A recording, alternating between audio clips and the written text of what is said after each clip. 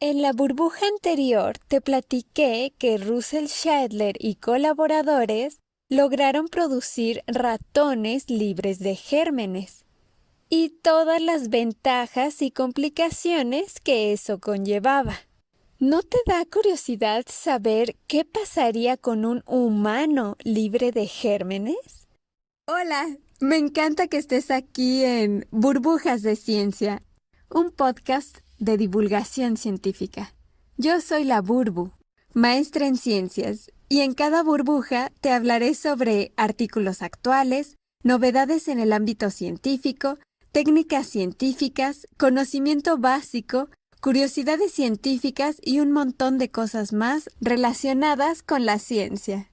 En esta burbuja te platicaré sobre un ser humano que vivió aislado de todos los microorganismos. Un ser humano libre de gérmenes. Te diré cómo fue su nacimiento, la razón para mantenerlo aislado de cualquier microorganismo y algunos detalles importantes de su vida. Hace muchos años, la gente creía que si no tuviéramos microorganismos, viviríamos mejor, que los niños serían súper niños, que seríamos más felices porque no tendríamos enfermedades. Claro que hay que recordar que existen enfermedades genéticas, autoinmunes y de otras índoles que no necesariamente son infecciosas por bacterias, virus u hongos. Pero el punto es que querían probar tener un mundo libre de gérmenes. En la burbuja anterior te platiqué de que Russell Shadler y colaboradores lograron producir ratones libres de gérmenes y todas las ventajas y complicaciones que eso conllevaba. Y claro, pues supongo que es normal pensar que si pueden lograr ratones libres de gérmenes, ¿por qué no tener humanos libres de gérmenes? ¿No te da curiosidad saber qué pasaría con un humano libre de gérmenes? Si realmente se cumple eso que pensaban antes, de que su vida sería mucho mejor, más feliz y sin enfermedades. Digo, actualmente ya sabemos de la microbiota y todas las ventajas que te he platicado en otras burbujas sobre los microorganismos. Pero en 1971 lograron conocer qué pasaría con un humano libre de gérmenes. Los bebés, humanos y no humanos, adquirimos nuestros primeros microorganismos a través del parto. La vía del parto del bebé influye en su salud. Los bebés que nacen por parto natural reciben sus primeros microorganismos cuando su cara entra en contacto con la flora vaginal de la madre. Pero cuando nacen mediante cesárea, al menos en los hospitales modernos y que sí saben de la microbiota, los exponen, les embarran en nariz y boca un raspado vaginal de la mamá. Y esto les permite contar con microorganismos beneficiosos para su salud, imitando el parto natural, que es donde tomarían su primera microbiota.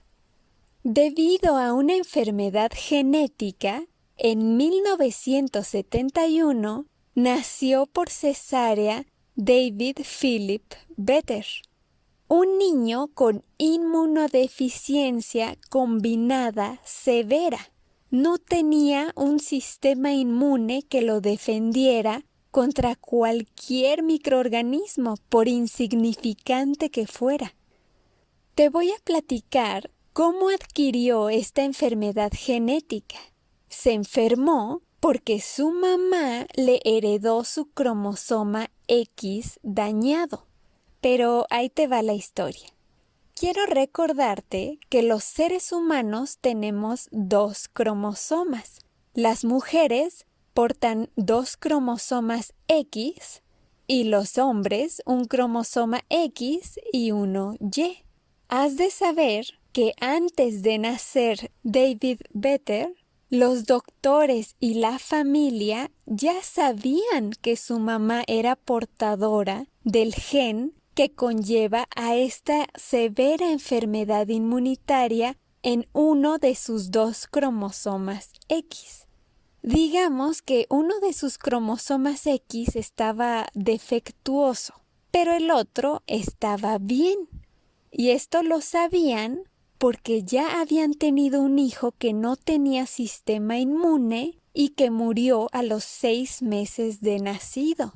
Entonces, la probabilidad de tener un hijo con esta enfermedad de inmunodeficiencia combinada severa era de un 25%, es decir, 1 de 4. Porque imagínate, o hazte un diagramita en un papel. La mamá tiene cromosoma XX. Una X está defectuosa. Le llamaré X mala. Y el papá tiene XY. Ambos cromosomas bien. Entonces, ¿cuáles son las combinaciones posibles? X de la mamá con X del papá.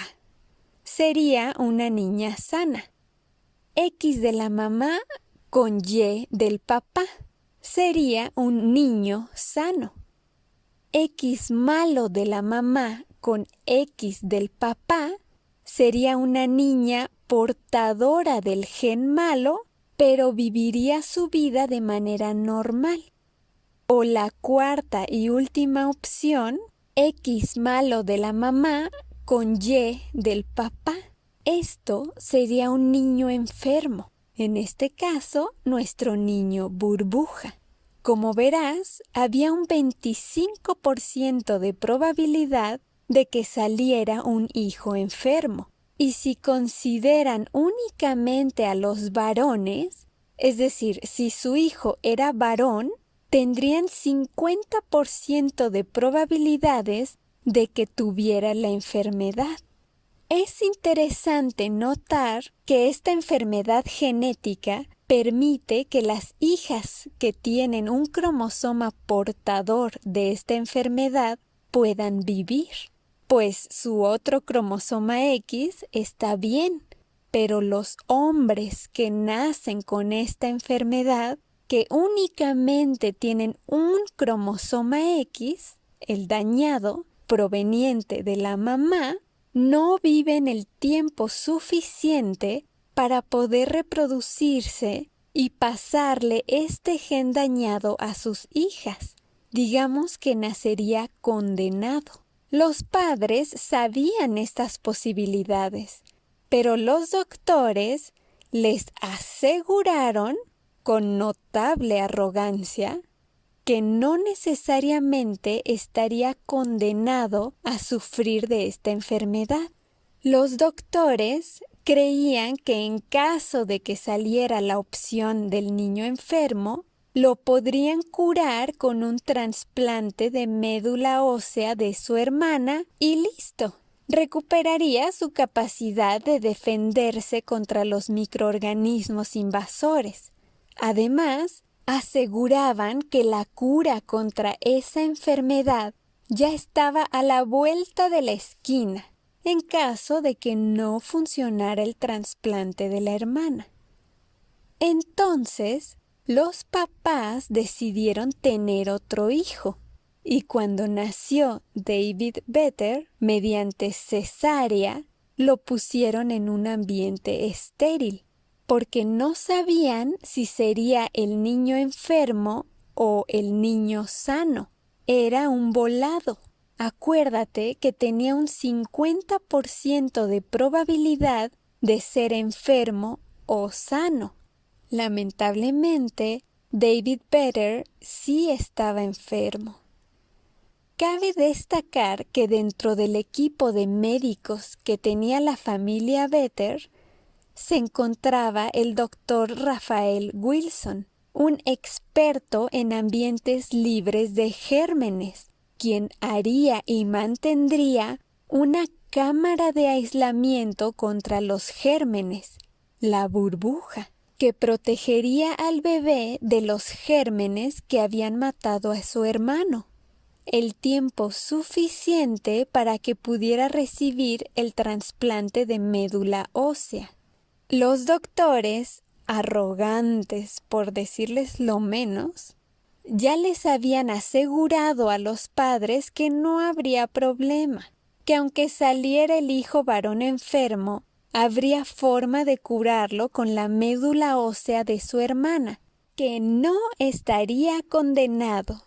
Pero no se detuvieron a pensar más allá. Era la vida de un niño, de un ser humano lo que estaban arriesgando. Y ellos tenían la convicción de que funcionaría el trasplante de su hermana y en todo caso, su plan B era que pronto habría una cura para esa enfermedad. Un pensamiento sumamente vago. Esto, como te podrás imaginar, representa graves faltas de ética. Sería por curiosidad, por creer que todo lo pueden, por querer experimentar, por querer ser ellos los que descubrieran la forma de curarlo.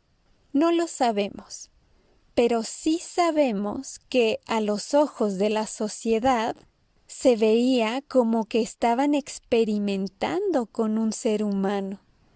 Pero bueno, el punto es que los doctores habían dicho, sí, tengan otro hijo, no hay problema.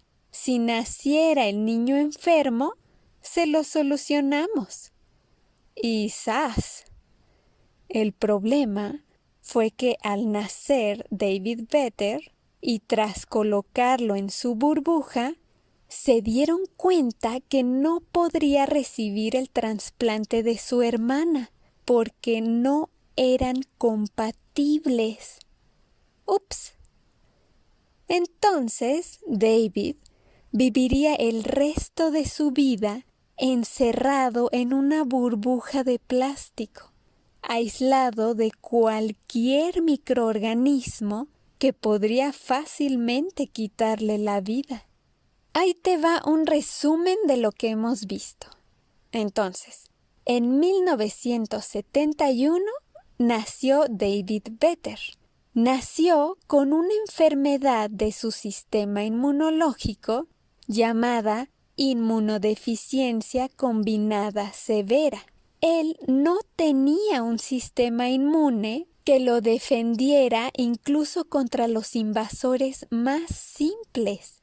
Era extremadamente susceptible a morir por cualquier infección.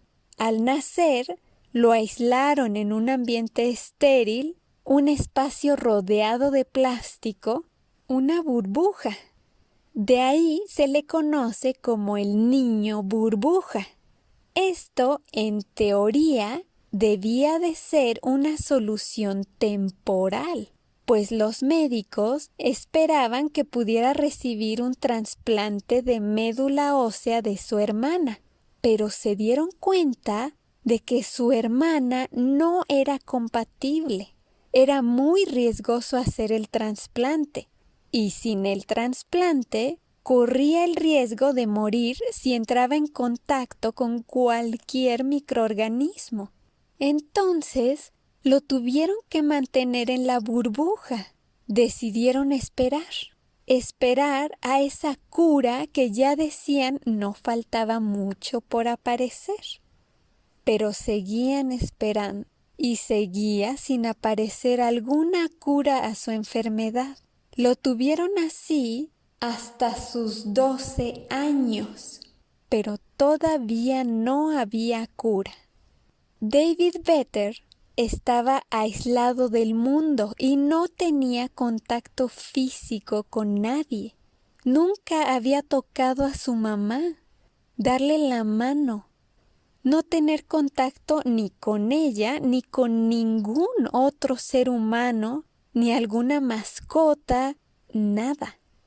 Y súmale la energía que tienen los niños, las ganas de conocer el mundo, de correr, de convivir con los amigos, Bueno, pues ahora imagínate tener que contener esa energía.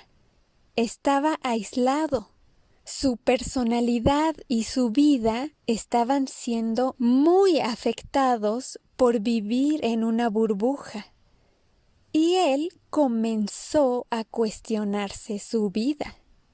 El periodista Steve McVicker escribió años más tarde, en 1997, un artículo en el Houston Post, en el que narra cómo le respondió David Vetter a la pregunta de su psicóloga Mary Murphy de por qué estaba tan enojado, a lo que David contestó que ¿por qué estoy tan enojado todo el tiempo?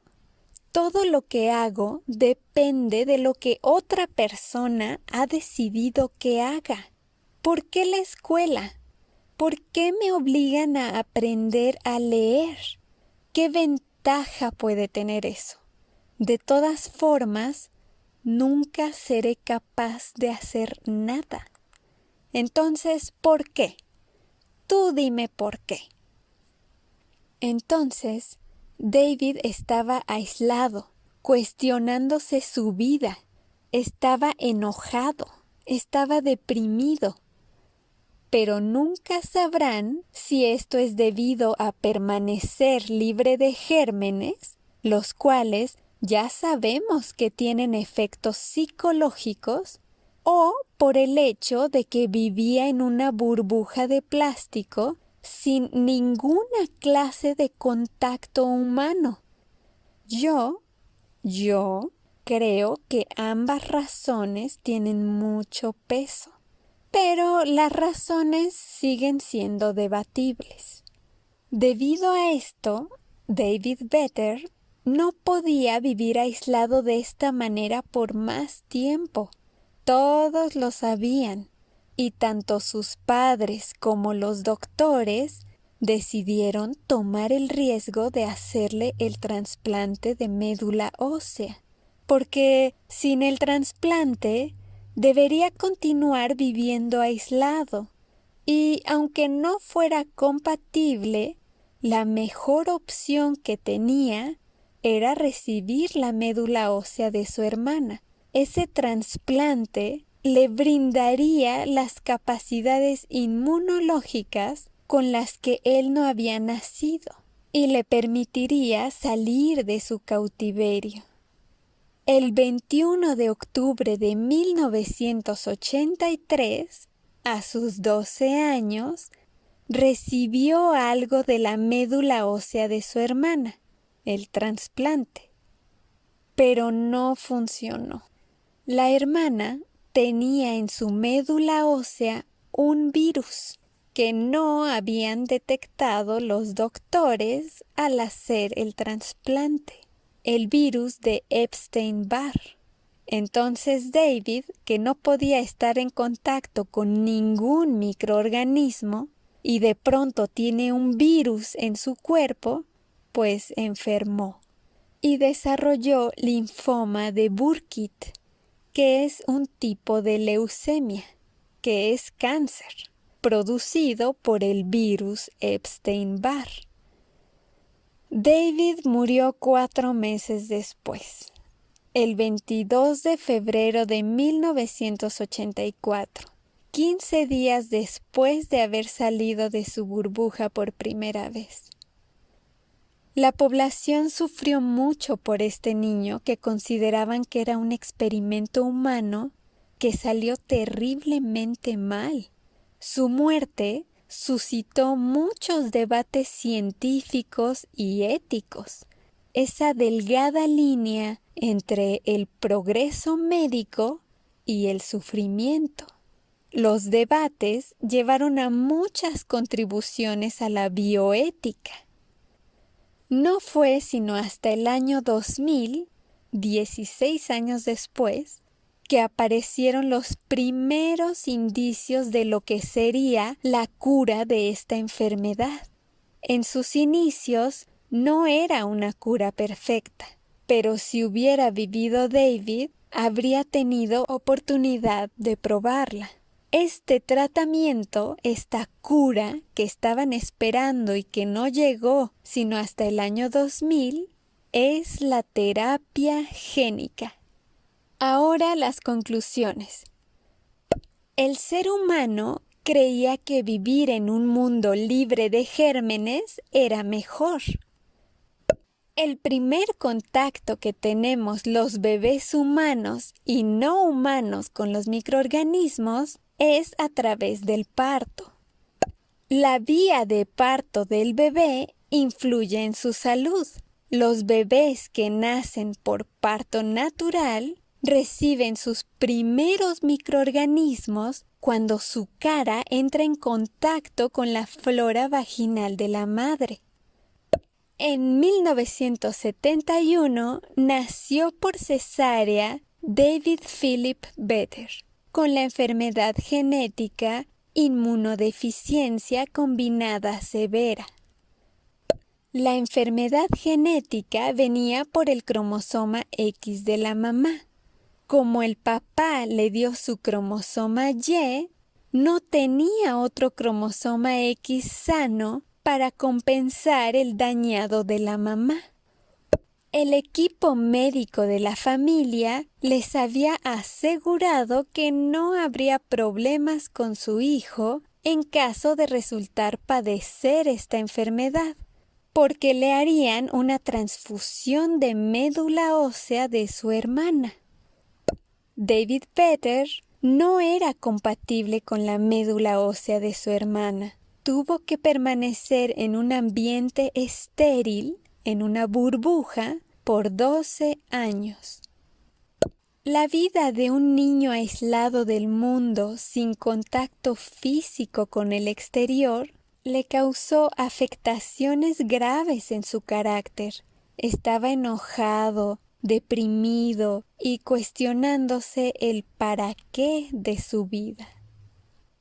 Todos sabían que ya Vetter no podía seguir viviendo en su burbuja y decidieron tomar la mejor opción que tenían en el momento, el trasplante de su hermana, que aunque no eran compatibles, era la mejor oportunidad para Vetter. El 21 de octubre de 1983, a sus 12 años, recibió el trasplante de médula ósea de su hermana. 4 meses después, el 22 de febrero de 1984, David murió debido a que la médula ósea de su hermana tenía el virus de Epstein-Barr, que le provocó cáncer. 16 años después, en el año 2000, apareció un nuevo tratamiento contra esta enfermedad llamada terapia génica. Muchas gracias por estar aquí. Te recuerdo que también puedes visitarme en Spotify y en YouTube como Burbujas de Ciencia. Te invito a seguirme y suscribirte si te gustan estos temas. ¡Hasta pronto!